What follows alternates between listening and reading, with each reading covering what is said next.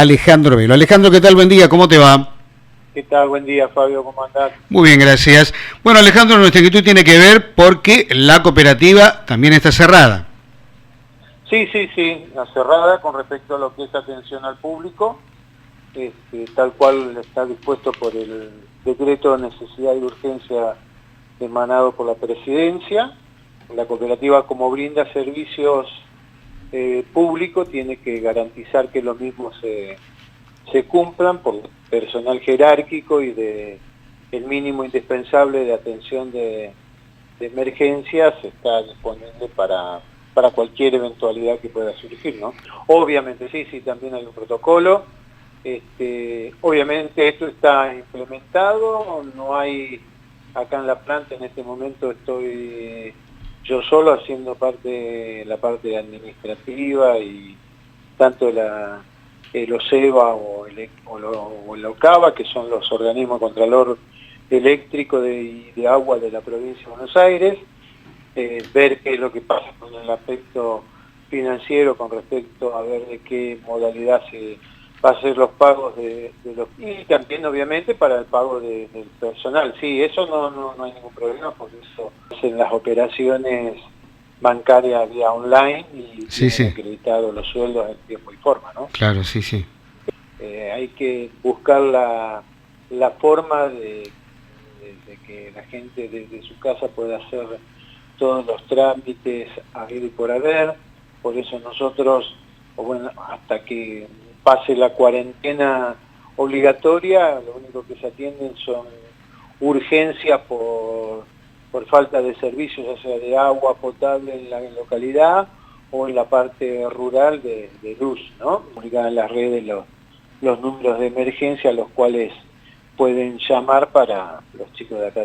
Algún fusible que salta en la parte rural porque cayó una rama o los pájaros tocaron cable o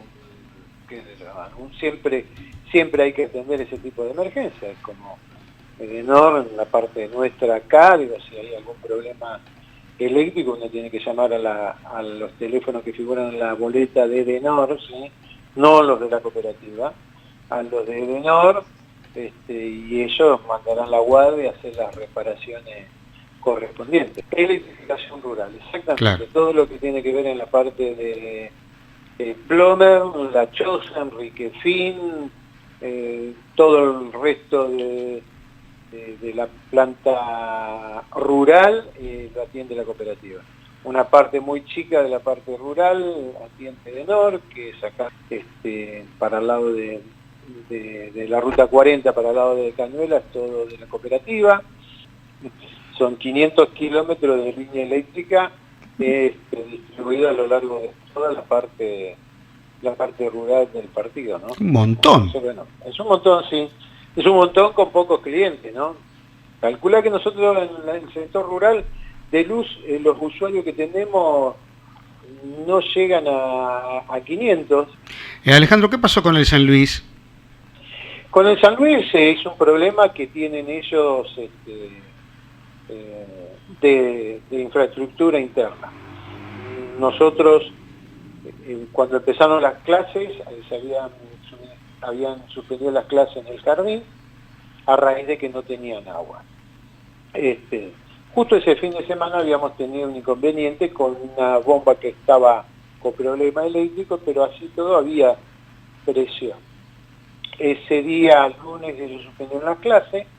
Lunes a la noche el servicio estaba restablecido, las 3 bombas funcionando, hasta el punto fue que yo tipo 12 de la noche salí a hacer la verificación, a ver si estaban recibiendo el servicio tanto en el jardín, como en el San Luis, como en el Superior, como en las demás escuelas que no tuvieron este tipo de problemas, ¿sí? Porque acá estamos viendo la diferencia. Escuela 11, media, técnica, jardín, 901, la 1. La escuela 1, ninguna de esas instituciones tuvo problemas con el agua potable. Sí lo tuvo en San Luis en las 2 partes. Esa noche el agua estaba ingresando normalmente, esto lo vemos a través del medidor, de los cuales tengo registro fílmico de eso, ¿no? Para quien lo quiera corroborar. A tal punto era que estaba dando tantas vueltas con el auto que cayó la gente de la comisaría porque del monitoreo le avisaron de que había un auto dando vueltas. Es verdad, es verdad. Entonces los chicos dijeron, no, pero digo, no, está bien, estamos mirando qué es lo que pasa con el auto. Qué chusma que son también. No, me parece no, está bien, perfecto, está perfecto, está perfecto.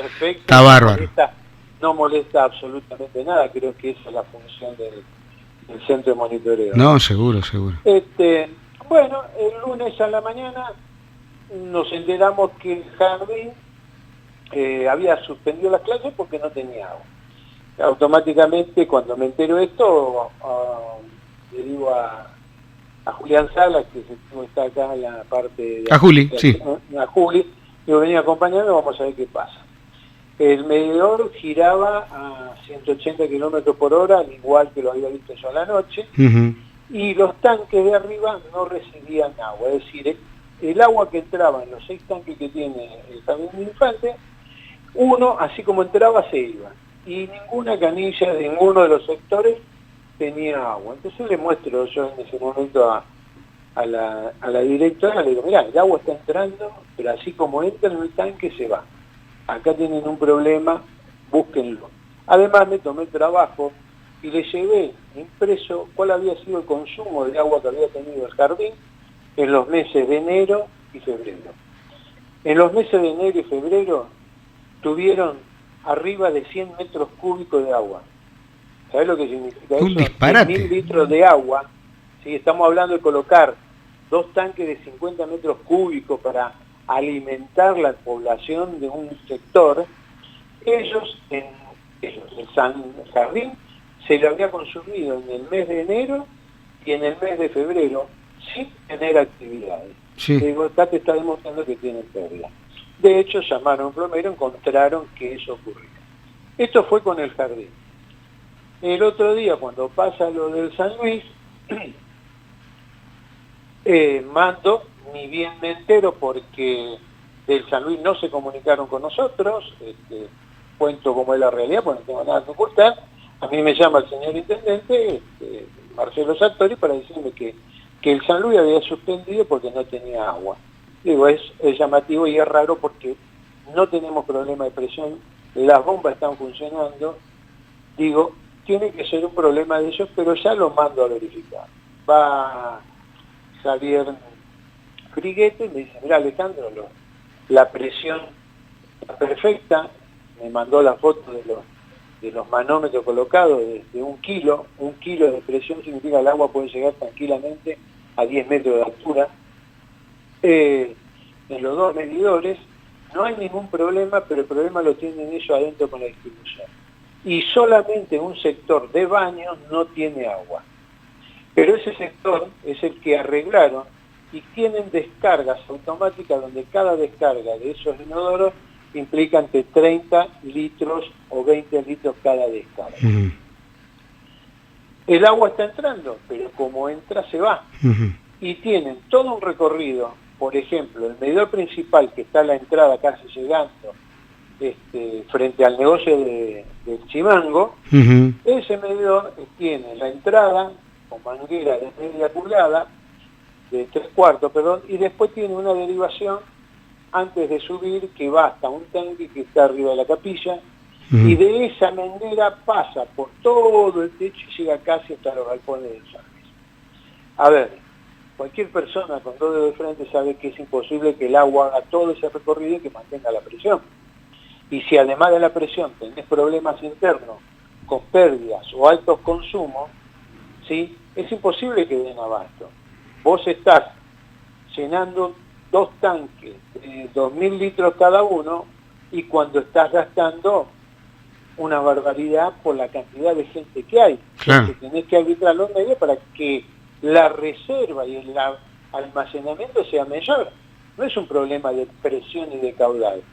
Porque si yo a vos te doy 2 litros de agua por hora, pero vos estás consumiendo 10, es imposible. Es una cuestión imposible. Entonces, además de eso, el San Luis también tiene alto consumo y lo tuvo en los meses de enero y febrero. Lo mismo que el jardín. Y lo mismo que el jardín, si vos me explicás cómo en enero y febrero tuviste 80 metros cúbicos de agua de consumo, cuando no hay actividades, te felicito, pero si vos a eso le sumás que después a las pérdidas tenés alto consumo, obviamente no hay abastecimiento que sirva. Todo esto lo hago público porque el San Luis, evidentemente a los padres les manifestó que era un problema de la cooperativa, y ese día nosotros tuvimos que recibir a madres y padres que venían a quejarse que los hijos no tenían clase porque nuestra responsabilidad de dar el agua no lo teníamos. Entonces yo tuve que mostrarle a los padres que no era responsabilidad nuestra. Vos sabés muy bien, Fabio, que cuando las macanas son nuestras, nosotros nos la bancamos, ponemos la cara, recibimos los cachetazos y le pegamos para adelante y solucionamos las cosas. Sí, justo ese día cuando había ido yo a pagar el agua, sí, y llegó una señora bastante nerviosa, precisamente por este asunto. ¿Viste? Entonces, mira, ahí me está agradeciendo justo en este momento Javier Frigueto la toma de estado en el San Luis, y desde el día que ellos suspendieron la clase al otro día, no recuerdo bien ahora, pero que después no hubo clase porque se suspendió, fue el 9 que ellos suspendieron las clases, me parece. El 6. El 9 nosotros estuvimos tomando el estado, y a hoy, 25, después de haber pasado todos los días sin clase que hubo la semana pasada, este fin de semana y todo lo demás, tienen un consumo de 19.000 litros, 19 metros cúbicos. Estamos hablando en 7, 14, 20 días, de los cuales de esos 20 días las clases se suspendieron el 9, si no recuerdo mal, porque ya cuando empezó todo esto... Sí, el 9. Así que desde el 9, que no hubo clases hasta hoy, que no hubo clases, estuvieron 19 metros cúbicos de consumo, 19.000 litros. Entonces es claro que no es un problema la cooperativa. Entonces, bueno, te vuelvo a repetir... ¿Y el agua dónde se va? ¿El agua dónde se queda? ¿Dónde queda el agua? Y el agua tiene muchas... A ver, yo aprendí con los años de estar acá que las pérdidas más grandes, bueno, sé dónde se van.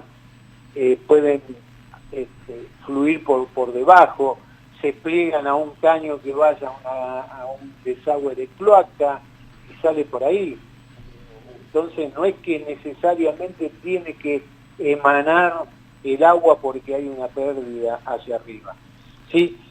Si vos tenés, como tengo las fotos de acá o los videos donde vos veías, por ejemplo en el jardín, cómo corría el agua tranquilamente por el inodoro, el agua esa se va a las cloacas o al pozo, no sé qué deben tener cloaca.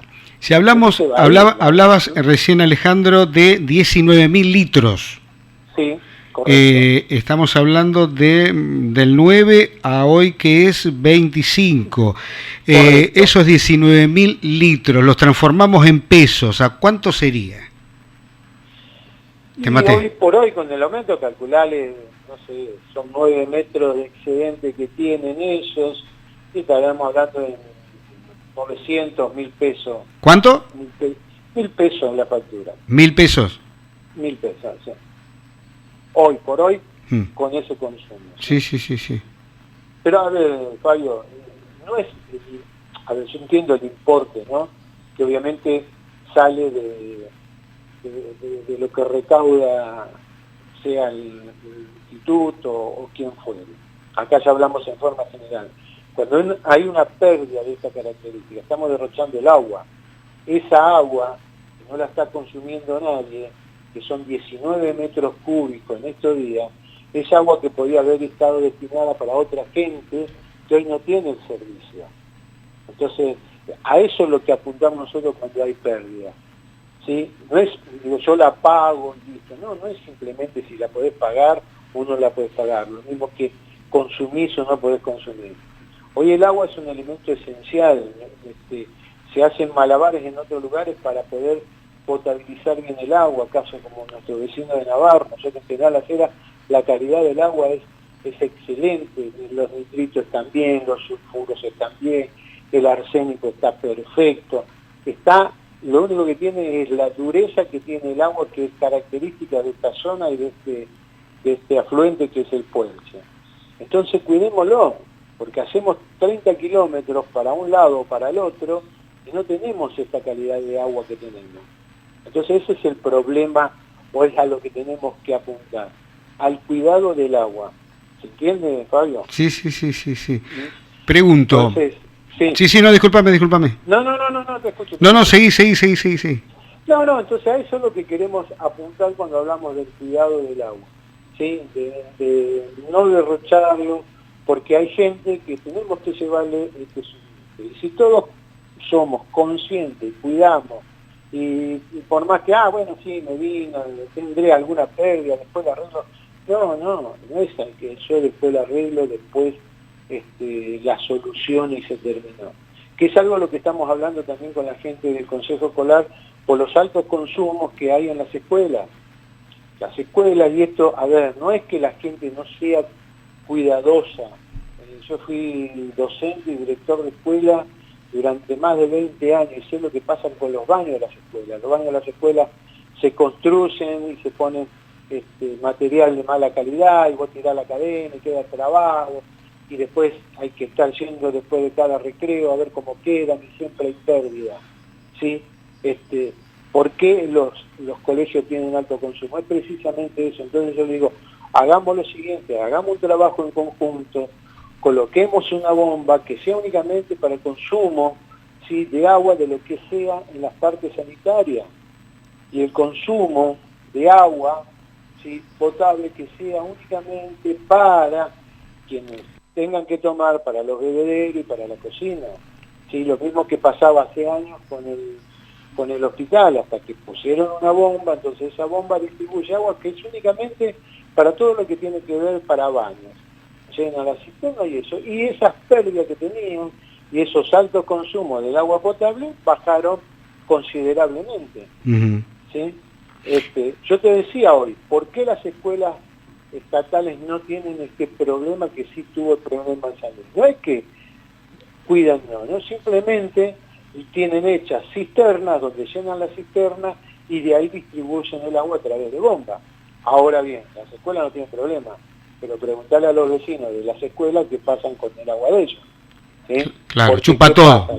Exacto, la cisterna está en el del piso. Entonces, ¿el agua a dónde va? A donde menos resistencia tiene para ir. Claro. Abajo, no va a subir a un tanque. Y se llena eso, pero si hay consumo, ¿sí?, que lo mismo nos pasa en la escuela 11, con altos consumos, cuando no hay actividad, entonces, bueno, el vecino obviamente no tiene agua, porque para que se le llene el tanque tiene que cortar el llenado de la cisterna, pero si la cisterna está bombeando agua a los tanques porque ahí tienen pérdida, y bueno, el consumo se sigue afectando, ¿no? Ayer el presidente Alberto Fernández anunciaba 2 decretos que lo iban a publicar hoy en el boletín oficial con relación a el pago de los servicios, si no lo podían pagar, que no se los iban a cortar. ¿La cooperativa va a hacer lo mismo? Sí, de hecho la cooperativa lo hace normalmente. Si bien está facultada por toda la reglamentación a hacer los cortes de suspensión de servicios, ¿sí? Hay que aclarar 2 cosas. Una cosa es el corte y la otra es la suspensión del servicio. Nosotros en la cooperativa, la suspensión del servicio se llega a casos extremos y de acuerdo a quiénes son los usuarios, ¿sí? Cuando vos vas a ver quién es el que tiene una deuda por falta de pago y ves en la situación económica y social en la que están, obviamente el servicio no se lo suspende, buscás arbitrar los medios para que puedan pagar lo que puedan y el servicio no se les suspende. Si se suspenden, cuando, bueno, a ver, yo voy a una casa, no me paga el servicio que ahora es de 400 pesos o 395, pero ves que tiene un auto afuera de una casa que es de buen pasar, la pena de DirecTV, está todo bien, eso. está bien, vive bien. En ese caso, obviamente se hace. La cooperativa igualmente siempre manda intimaciones, qué sé yo. Lo que hay que aclararle a la gente... Si cuando tiene la deuda, le envían la factura, dice, deuda actual. Exacto, y sí, vienen y hacen planes de pago, etc. ¿Qué es lo que pasa con este decreto de necesidad y urgencia que ya anunció ayer el presidente y que hoy creo que ya está publicado Sí, en el boletín oficial. Boletín oficial? Y esto es lo que hay que tener en cuenta. ¿A quienes no se le va a suspender el servicio en tanto y en cuando no hayan pagado 3 facturas consecutivas o alternadas? No es a todo el mundo, ¿sí? Hay una serie de gente que tiene que cumplir ciertos requisitos para que no se les suspenda el servicio. Claro. Por ejemplo, los que tienen la asignación universal por hijo, quienes son jubilados y tienen la jubilación mínima de 2 salarios mínimos vital y móvil. Es decir, hay un montón de requisitos a los cuales no se les puede suspender el servicio. Ahora yo lo que le voy a decir a la gente, y les aclaro, que para eso el servicio tiene que estar a nombre de ellos. ¿Sí? ¿Qué significa? Significa que si una persona tiene sus ingresos, es un jubilado, un pensionado, y cumple con este requisito, pero el servicio está a nombre del hijo, ¿sí? Sí. No corresponde. Ah, para solicitar y para tener el beneficio del servicio, y esto pasa con la luz y con el gas y con el agua. ¿Y en el caso de los alquileres? Y en el caso del alquiler, cuando vos alquilás, el propietario lo primero que te tiene que decir es que coloques los servicios a nombre tuyo. Claro.